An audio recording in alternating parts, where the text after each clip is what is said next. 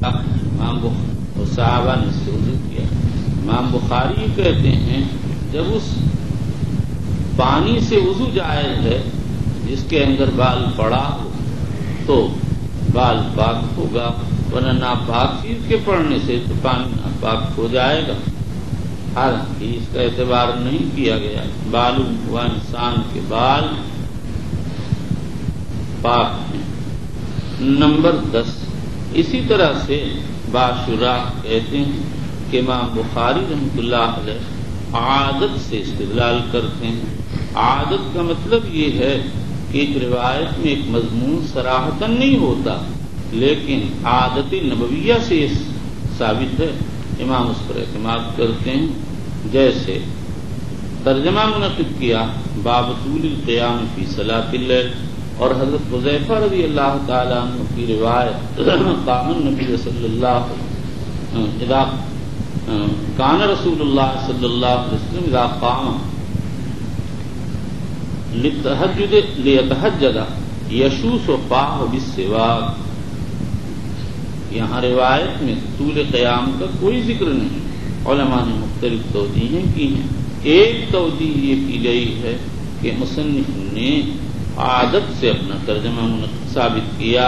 حضور صلی اللہ علیہ وسلم کی عادت شریفہ یہی تھی کہ آپ طویل قیام کرتے تھے، لیکن یہ طریق استدلال میرے نزدیک ضعیف ہے، اس لیے کہ اس صورت میں دعویٰ کا اس بات بالروایت نہ ہوا بلکہ بالعادہ ہوا.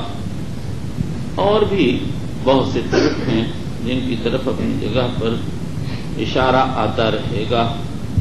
نمبر 4 الفاظ ترجمہ کا حل. یہ پہلا باب ہے. لفظ باب لغت میں مداخل الامکنہ کے لیے بولا جاتا ہے اور اصطلاح کتاب میں باب علم کے اس مجموعے کا نام ہے جس کی ابتدا اور انتہا ہو. اور باب و قضا کے معنی ہے باب الی قضا.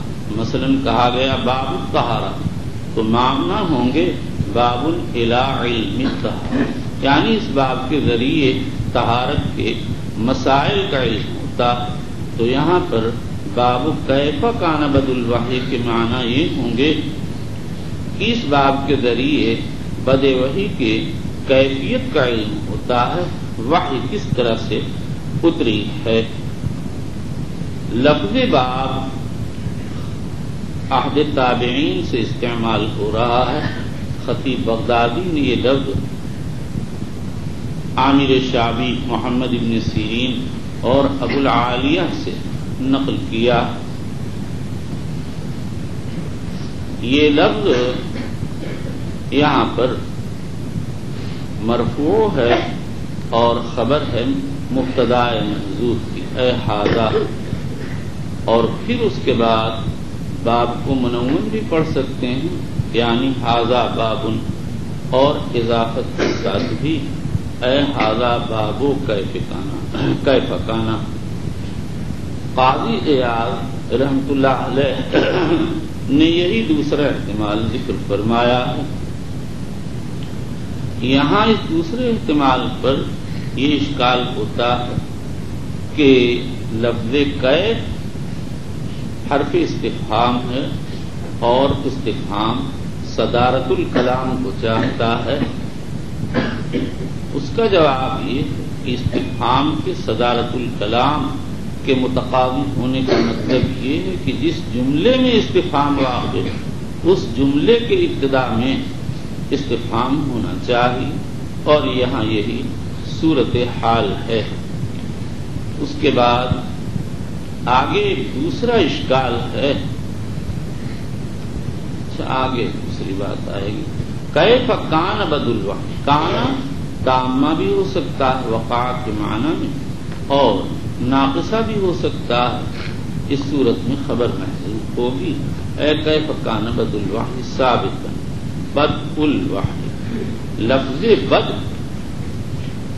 قاضی عیاض وغیرہ نے لکھا ہے دو طرح سے مروی ہے.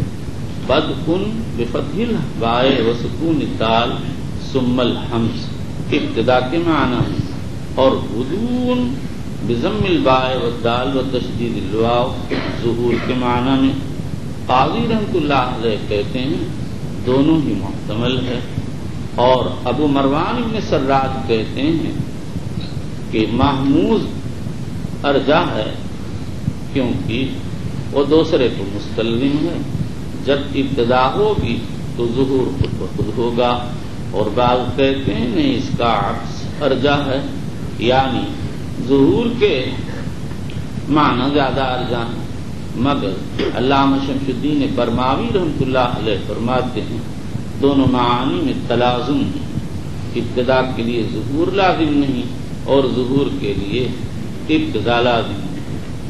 ان دونوں میں سے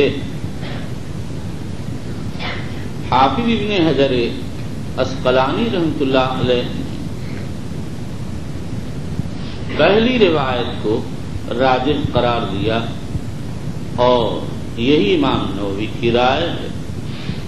پہلی وجہ ترجیح تو یہ ہے کہ اکثر نسخ میں بالحمز واقع ہوا، اور دوسری وجہ ترجیح یہ ہے کہ امام بخاری نے اس طرح کے تراجم امام بخاری نے یہ لفظ کئی تراجم میں ذکر فرمایا، ارشاد فرمایا کیف کان بدل ہے، کیف کان بدل حسان، کیف کان بدل باب و بدل کتاب و بدل خلق اور باب و بدل السلام۔ ایک تیسری وجہ ترجیح حافظ ابن حجر عسقلانی نے بیان کی، وہ کہتے ہیں بعض نسخوں میں کیف کان ابتداء الوحی وارد ہوا۔ میں کہتا ہوں یہ لفظ امام بخاری رحمۃ اللہ علیہ نے 5 جگہ استعمال کیا یہاں اور اس کے علاوہ 4 مواقع میں، باقی آنے والے مواقع 4 میں بلا اختلاف بد کن حمزہ کے ساتھ واقع ہوا، اور کہیں بھی کسی نسخے میں ابتدا کا لفظ نہیں آیا، اس لیے ظاہراً ایسا معلوم ہوتا ہے کہ یہ نسخہ کسی ناقل کا تصرف ہے، بظاہر حاشیے پر اس نے بیان معنی کے لیے ابتدا کا لفظ لکھ دیا ہوگا، کسی ناواقف انسان نے اس کو نسخہ سمجھ کر کے اس پر نسخے کی علامت لگا دی۔ الوحی، وحی کے معنی لغت میں رسالت، کتابت، اشارہ اور کلام خفی آتے ہیں۔ یہاں پر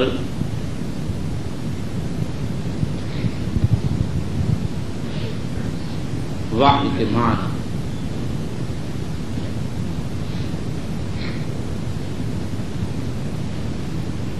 آگے آ رہے ہیں۔ راغب اصفہانی کہتے ہیں الوحی الاشارۃ السریعہ۔ محمد بن اسماعیل التیمی فرماتے ہیں الوحی والتفہیم سواء کان بالرسالہ و کتابہ و اشارہ۔ اور قاضی عیاض رحمۃ اللہ علیہ فرماتے ہیں الوحی والاعلام فی خفاء و سرعۃ۔ وحی نام ہے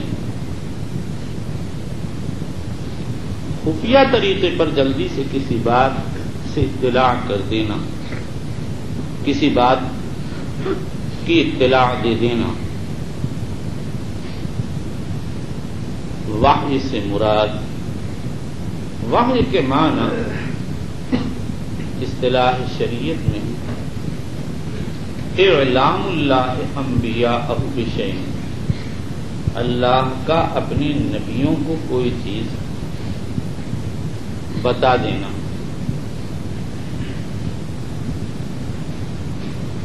پھر ابو القاسم سہیلی رحمۃ اللہ علیہ فرماتے ہیں انزال وحی کی 7 صورتیں۔ نمبر 1 خواب میں بتا دیا جائے، جیسے حدیث نمبر 3 میں آ رہا۔ نمبر 2 سلسلۃ الجرس کی شکل میں وحی آئے۔ نمبر 3 ان یتمثل له الملک رجلا، فرشتہ انسان کی صورت اختیار کر لے۔ یہ دونوں صورتیں عائشہ کی حدیث میں ہے جو باب کے نمبر 2 پر آ رہی۔ نمبر 4 ان یتراءى له جبرائیل فی اصل صورته له 600 جناح ينصر منه الدر والتهاليل، اخرجه ابو الشیخ كما ورد في روایت ابن خزیمہ وابی الشیخ۔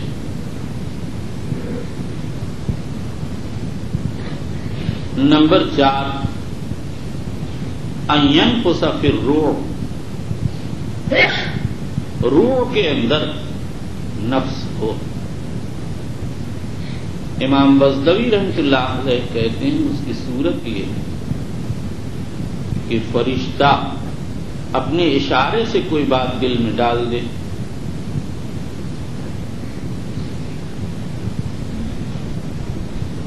نمبر 6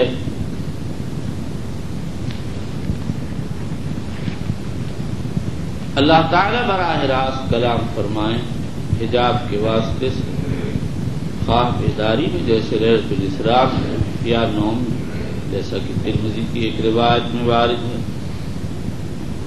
اتانی ربی فی احسن سورہ۔ نمبر 7 اسرافیل آ کر کوئی بات بتائیں، جیسا کہ عامر شعبی کی اس مرسل روایت میں وارد ہے جس کو امام احمد اپنی تاریخ میں اور بہقی دلائل میں روایت فرمایا۔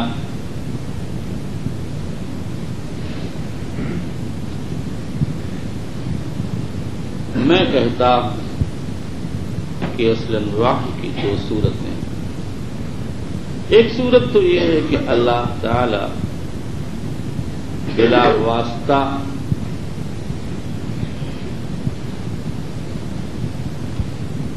بتائیں، پھر اللہ کا بلا واسطہ بتانا 2 طرح ہوتا ہے، ایک تکلیم خواہ وہ بیداری میں ہو، جیسے اللہ نے موسیٰ سے کوہ طور پر بات کی یا حضرت رسول اکرم صلی اللہ علیہ وسلم سے لیلۃ الاسراء، اور دوسرے الہام۔ شفاعت کی حدیث میں ہے فَيُلْهِمُنِيهِ رَبِّي، میرے رب مجھ پر اس وقت اپنے محامد کا الہام فرمائیں گے۔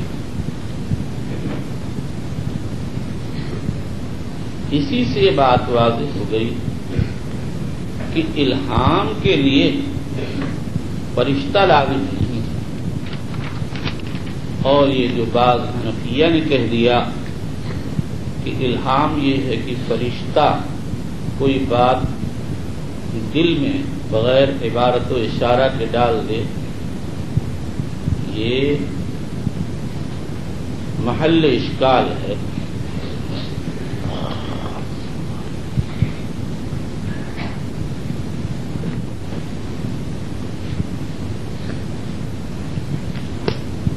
اور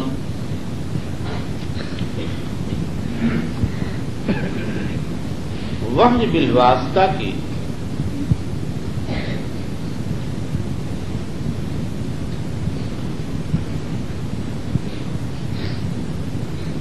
دو صورت، ایک صورت تو یہ ہے کہ جبریل وحی لے کر آئے، اور دوسری صورت یہ ہے کہ کوئی اور فرشتہ آ جائے۔ یہ دوسری صورت تو اتفاقیات میں سے ہے اور بعض روایات میں وارد ہے، مثلا وحی اسرافیل کا ذکر عامر شعبی کی گزشتہ روایت میں آ چکا، اسی طرح ملک الجبال کا آپ سے بات کرنا بخاری شریف بدر الخلق میں آ رہا۔ اصلاً وحی کا تعلق جبریل علیہ الصلاۃ والسلام سے ہے، وہ سفیر بین اللہ و بین الانبیاء، وہی اللہ کے پیغامات لے کر انبیاء تک آتے ہیں۔ حضور صلی اللہ علیہ وسلم نے کی خدمت میں پیغام لے کر آنے کی 4 صورتیں تھیں۔ نمبر 1 مثل سلسلۃ الجرس، نمبر 2 ان یتمثل لہ الملک رجلا، نمبر 3 ان یاتی جبرائیل فی اصل صورتہ لہ 600 جناح ینصر منہ الدر والتحالی۔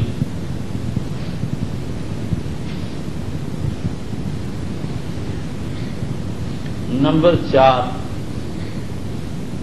اور نفس فی الروح، دل کے اندر ڈال دینا۔ میں بتا چکا، بزدوی کہتے ہیں نفس فی الروح یہ ہے کہ فرشتہ اپنے اشارے سے بات کو نبی کے دل میں ڈال دے۔ امام ابو عبداللہ الحلیمی نے 42 صورتیں ذکر کی، لیکن اکثر میں تداخل اور فرشتے کے مختلف احوال کا ذکر ہے۔ پھر لفظ وحی کبھی مفعول کے معنی میں استعمال ہوتا، یعنی موحا کے معنی میں۔ ایسی صورت میں اس کی تفسیر ہوگی الکلام المنزل من اللہ عز وجل۔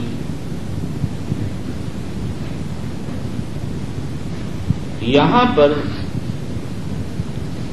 لفظ وحی عام ہے، وحی متلو یعنی قرآن، وحی غیر متلو یعنی احادیث سب کو شامل ہے۔ شاہ ولی اللہ صاحب رحمۃ اللہ علیہ برسبیل احتمال یہ لکھ دیا، ممکن ہے کہ یہاں وحی غیر متلو مراد یعنی احادیث۔ شاہ صاحب نے یہ احتمال جو لکھا، اس کا منشا یہ ہے کہ بخاری نے اس کتاب میں احادیث کو اصلاً جمع فرمایا ہے، لیکن احادیث کے جمع کرنے سے ترجمے میں وحی کا احادیث کے ساتھ خاص ہونا لازم نہیں آتا۔ صحیح یہ ہے کہ وحی مطلوع غیر مطلوع سب کو شامل ہے، بلکہ اصلاً وحی مطلوع ہی مقصود ہے۔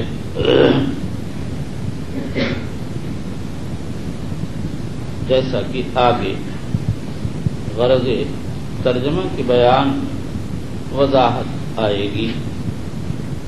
الی رسول اللہ صلی اللہ علیہ وسلم، رسول اللہ کا وہ بندہ انسان ہے جس کو اللہ تعالی نے اپنے پیغامات کو اپنی مخلوق تک پہنچانے کے لیے مقرر فرمایا۔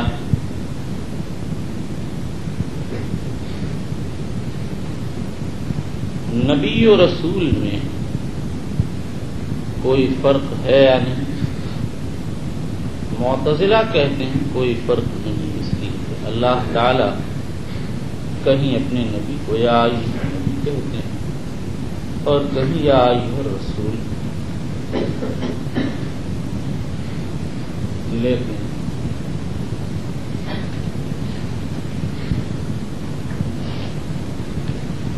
یہ دلیل ناقص ہے، اس لیے کہ حضور صلی اللہ علیہ وسلم نبوت و رسالت دونوں پائی جاتی تھی، اس لیے آپ کو کبھی اس وصف سے یاد کر لیا، کبھی اس وصف سے۔ اور نبی و رسول کے الگ ہونے کی دلیل یہ ہے کہ اللہ تعالیٰ فرماتا ما ارسلنا من قبلک من رسول ولا نبی الا اذا تمنى القى الشیطان فی امنیته فینسخ اللہ ما یلقی الشیطان ثم یحکم اللہ آیاته واللہ عزیز حکیم۔ اس آیت شریفہ میں نبی کو رسول پر عطف کیا گیا. اگر دونوں ہم معنی ہوتے تو کلام بلیغ میں اس تکرار کی کوئی وجہ نہیں تھی. پھر اس کے بعد اور نبی اور رسول کے الگ ہونے کی دلیل وہ حدیثیں بھی ہیں جس میں تعداد انبیاء اور رسول پر وارد ہوا. نبی کی انبیاء کی تعداد 1,24,000 اور رسولوں کی تعداد 313 یا 15 یا 10 سے زائد آئی. یہ روایت امام آجری، ابن حبان، ابو نعیم اصفہانی وغیرہ نے ابو ذر غفاری رضی اللہ تعالیٰ عنہ سے نقل کی ہے. کہتے ہیں قلت یا رسول اللہ کم وفاء عدت الانبیاء قال 124,000 قلت کم الرسل من ذلك قال 313 جم غفیر قلت فمن كان اولهم قال آدم قلت انبی قال نبی مکلم. الحدیث. اور اسی حدیث میں آگے ہے قلت کم کتاب انزلہ اللہ تعالی قال 100 کتاب و4 کتب.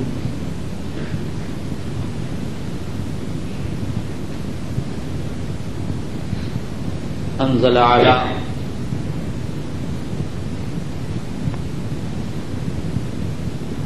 شیس 30 صحیفۃ وعلی خنوخ 50 صحیفۃ وعلی ابراہیم 10 صحائف وعلی موسیٰ وانزل علی موسیٰ قبل التوراۃ 10 صحائف وانزل التوراۃ والزبور والانجیل والفرقان.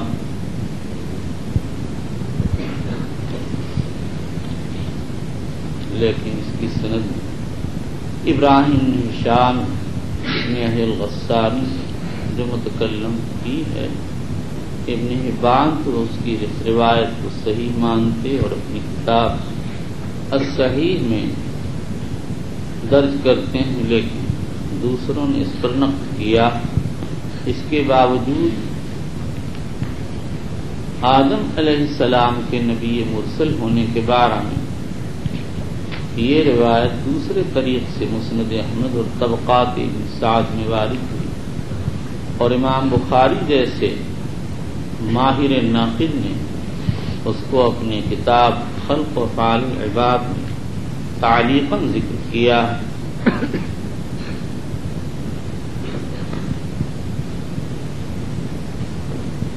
پھر نبی و رسول میں کیا فرق؟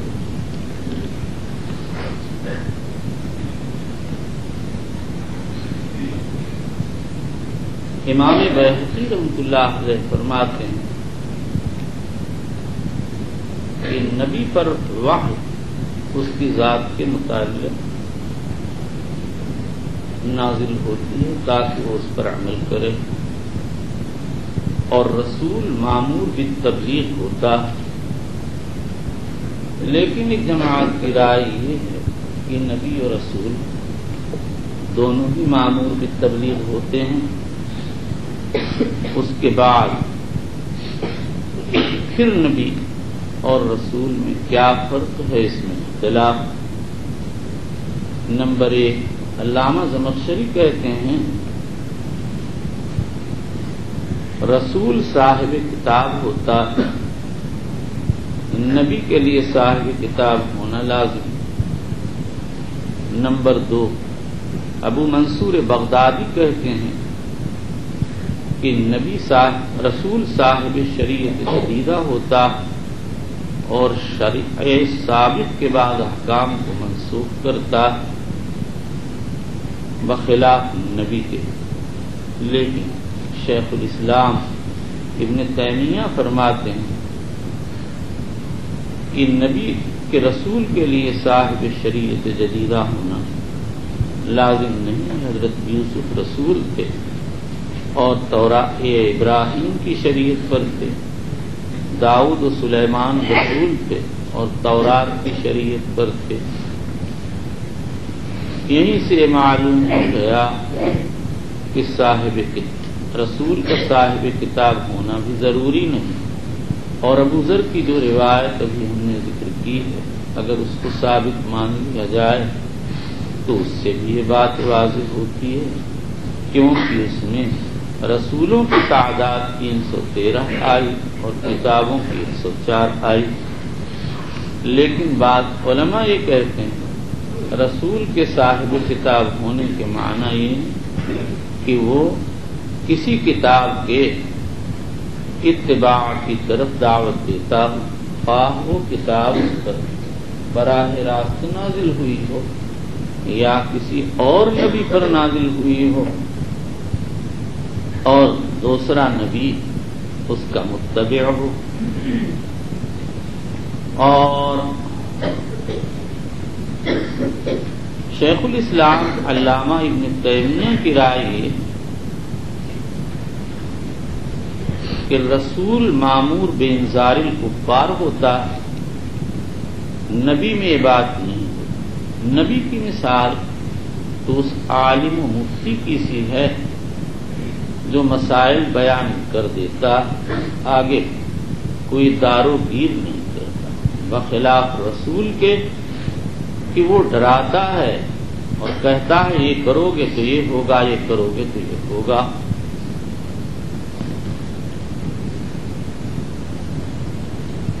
یاد پڑتا کہ قاضی عیاض نے بھی یہی بات لکھی ہے۔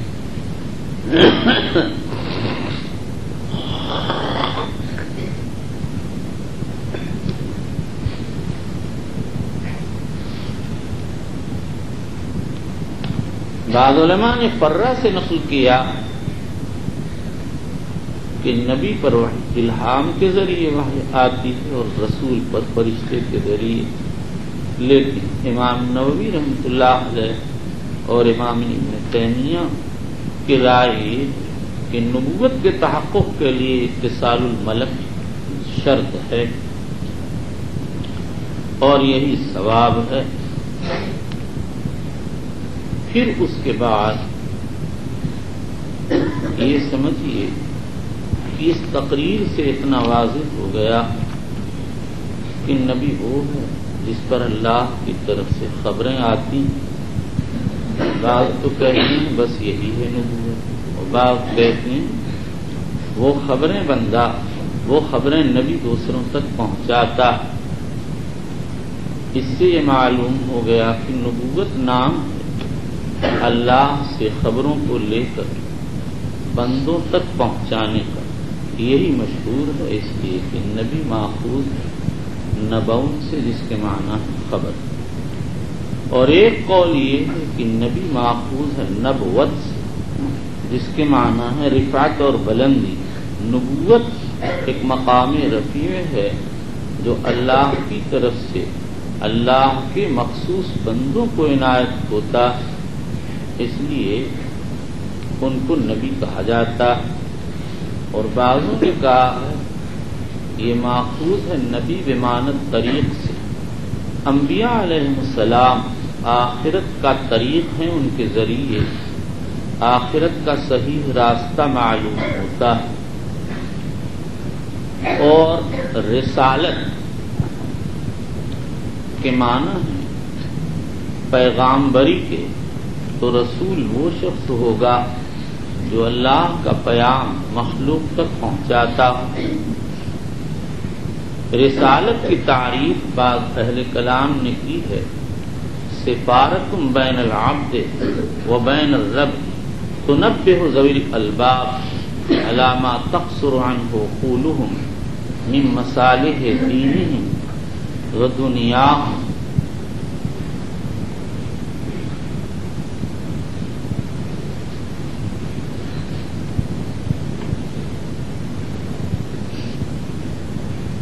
صلی اللہ علیہ وسلم، نبی اکرم صلی اللہ علیہ وسلم کا جب نام آئے تذکرہ تو آپ پر درود پڑھنا بالاتفاق مامور و مطلوب ہے۔ اس کے بعد بعض علماء اکثر علماء فرماتے ہیں کہ عمر میں ایک مرتبہ فرض، اور اس پر اجماع بھی نقل کیا گیا، لیکن ابن جریر طبری کہتے ہیں اس بات پر اجماع کہ درود واجب نہیں۔ بعض محققین کہتے ہیں اس سے مراد یہ ہے کہ ایک مرتبہ پڑھ لینے کے بعد پھر واجب نہیں، اس کے بعد پھر امام طحاوی، ابو عبداللہ الحلیمی، ابو عبداللہ بن بطۃ الاصفہانی الحنبلی، ابو بکر ابہری وغیرہ کہتے ہیں کہ جس مجلس میں آپ کا نام آئے جب آئے درود واجب۔ اور ابو الحسن کرخی، ابو بکر رازی وغیرہ کہتے ہیں مجلس میں ایک مرتبہ واجب، اس کے بعد مندوب ہے۔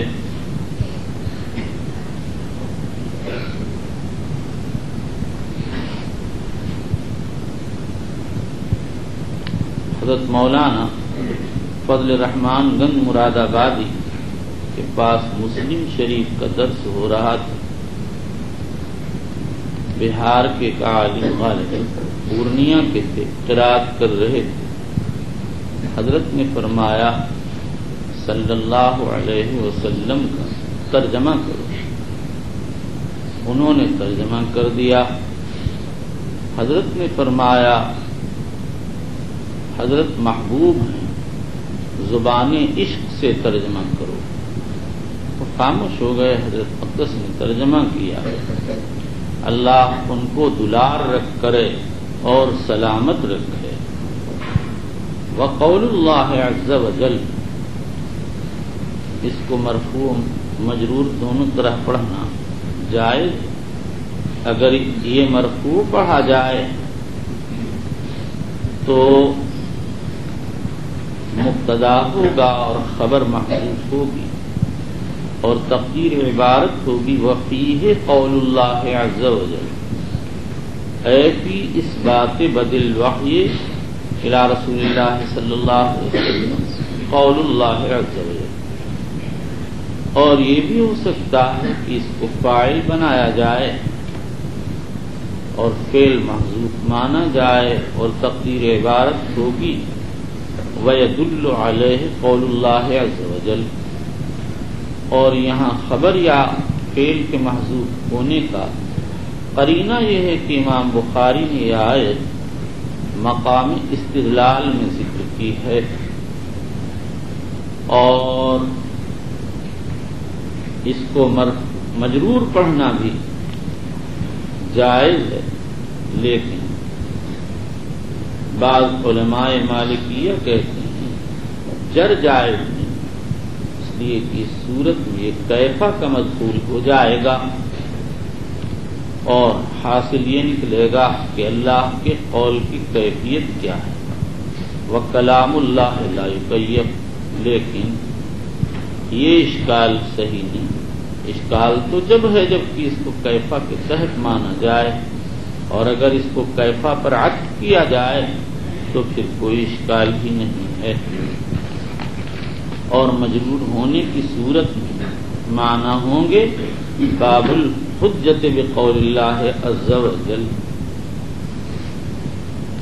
عز وجل اللہ کا نام آئے تو تعظیمی کلمہ کہنا معمور ہے، جیسے تعالی، تبارک و تعالی، سبحانہ وغیرہ۔ انا اوحینا الیک کما اوحینا الی نوح والنبیین من بعدہ، ہم نے تم پر ایسے ہی وحی نازل کی جیسے نوح اور بعد کے انبیاء پر نازل کی۔ یہ تشبیہ کس بات میں ہے؟ مختلف اقوال۔ نمبر 1، بعض کہتے ہیں امام کہ اللہ تعالی نے یہ بتایا ہے کہ جیسے دیگر انبیاء پر اولاً خواب میں وحی آتی تھی، ایسے ہی آپ پر بھی خواب میں پہلے وحی نازل ہوئی ہے۔ ابو نعیم نے ایک روایت علقمہ ابن قیس سے نقل کی ہے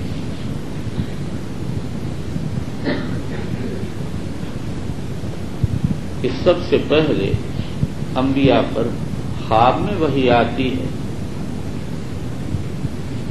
تاکہ ان کے قلوب ساکن اول ما یلقی الانبیاء فی المنام حتی تہدأ قلوبہم۔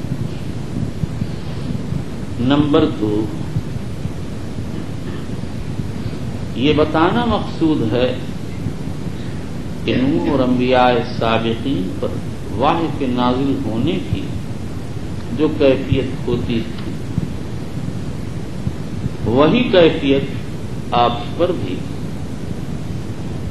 آتی ہے، یعنی آپ پر صفت وحی کی کیفیت انبیاء سابقین کی صفت وحی کے مطابق جیسی وہ انبیاء سابقین پر آتی تھی جس طرح ایسے آپ پر۔ نمبر 3، ہمارے حضرت شیخ کہتے ہیں تشبیہ اس بات میں ہے کہ انبیاء پر وحی کی جو انواع آئی ہیں حضور صلی اللہ علیہ وسلم پر ان سب کا مجموعہ نازل ہوا۔ نمبر 4، ابن بطال اور سندھی وغیرہ کی رائے یہ کہ اس تشبیہ سے یہ بتانا مقصود ہے کہ آپ پر جو وحی اتری وہ وحی رسالت تھی، وحی جو انبیاء پر اترتی ہے، وحی الہام نہیں جو غیر انبیاء حتیٰ کہ حیوانات پر آ جاتی ہے۔ قال تعالی وأوحى ربك إلى النحل ان اتخذي من الجبال بيوتا۔ نمبر 6، یہ تشبیہ نبوت میں اور مطلب یہ ہے کہ جیسے نوح اور دیگر انبیاء کو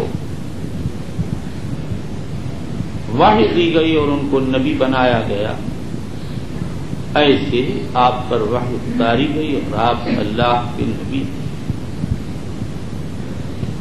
یہی مطلب امام ابو جعفر ابن جریر طبری نے بیان کیا ہے اور ہمارا خیال کہ یہی بخاری کا مقصد ہے، کیونکہ بخاری ترجمے سے بتانا چاہتے ہیں محمد الرسول اللہ اللہ کے رسول ہیں، ان پر اللہ کی طرف سے ایسے ہی وہی اترتی تھی جیسے انبیاء سابقین پر اترتی تھی۔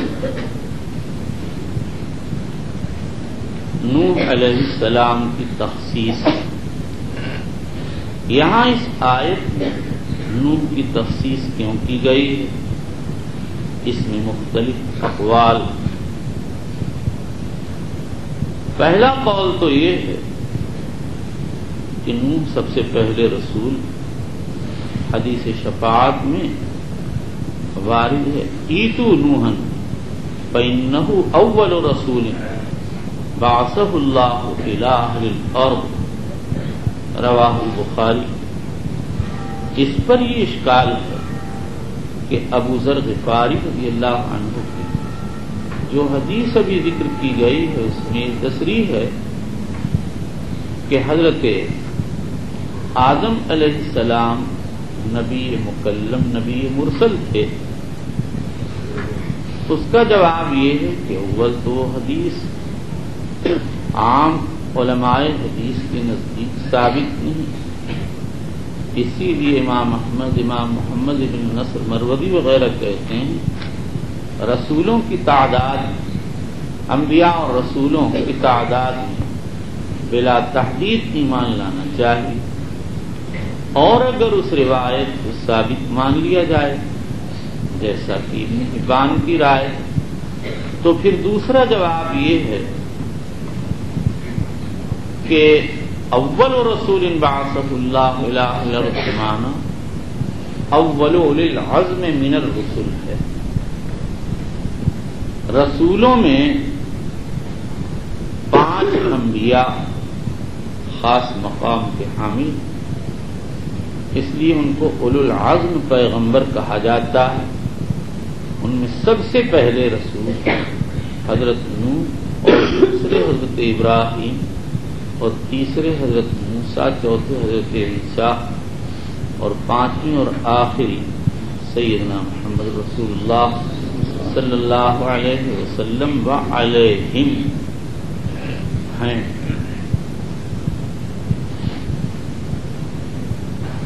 نمبر 2، علامہ عینی کہتے ہیں نوح کی تخصیص کی وجہ یہ ہے کہ وہ آدم ثانی ہیں اور ساری مخلوق ان کی اولاد میں سے.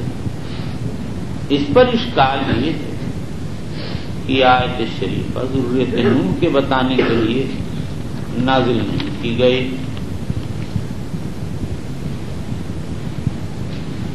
نمبر 3، کرمانی کہتے ہیں نوح کی تخصیص اس لیے کی گئی کہ نوح کی قوم سب سے پہلے عذاب دی گئی.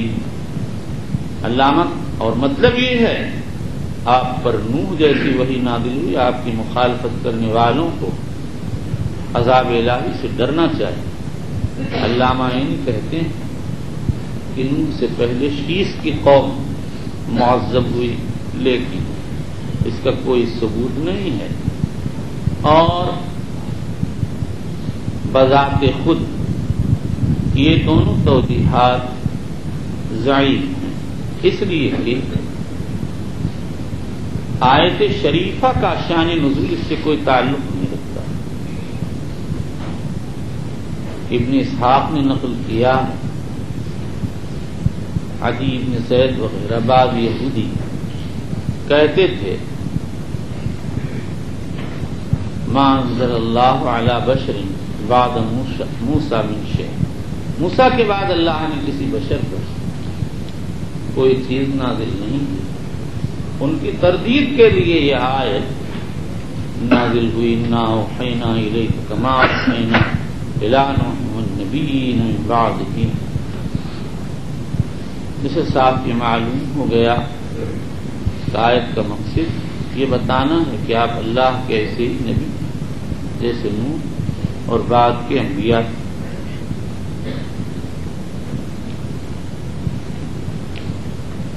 نمبر 4،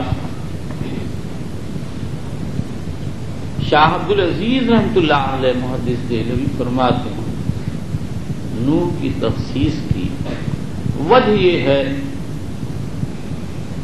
کہ نبی اکرم صلی اللہ علیہ وسلم اور نوح میں کئی وجہ سے مناسبت ہے. پہلی مناسبت تو یہ ہے کہ دونوں کی مدت دعوت طویل ہے. نوح علیہ السلام نے 950 سال دعوت دی اور حضور کی مدت نبوت کی مدت دعوت بھی 1000 سال پر بسیط ہے. فرق یہ ہے نوح نے خود دعوت دی اور حضور صلی اللہ علیہ وسلم جب تک زندہ رہے خود دعوت دیتے رہے. اس کے بعد آپ کی امت کے علماء دعوت دیتے رہے اور پھر دعات کذبہ، نانک پنتھی، نانک داؤد پنتھی، افشان نمودی وغیرہ پیدا ہو گئے. اس پر اشکال یہ ہے کہ حضور کی نبوت تو قیامت تک پھیلی ہوئی ہے اور آپ کی امت کے افراد تا قیامت اپنے اپنے اعتبار سے دعوت دیتے رہیں گے.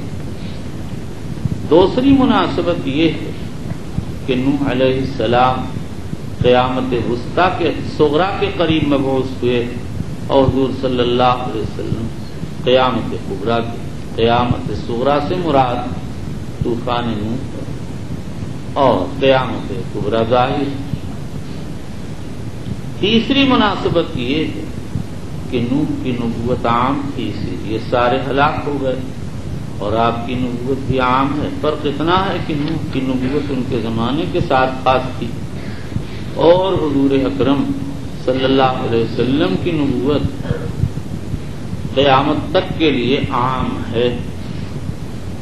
نمبر 4، چوتھی مناسبت یہ ہے کہ نوح علیہ السلام کی بعثت اور عذاب کے نزول میں 1000 سال کے قریب کا فاصلہ، ایسے ہی حضور صلی اللہ علیہ وسلم کی امت کے کفار کے عذاب میں اور آپ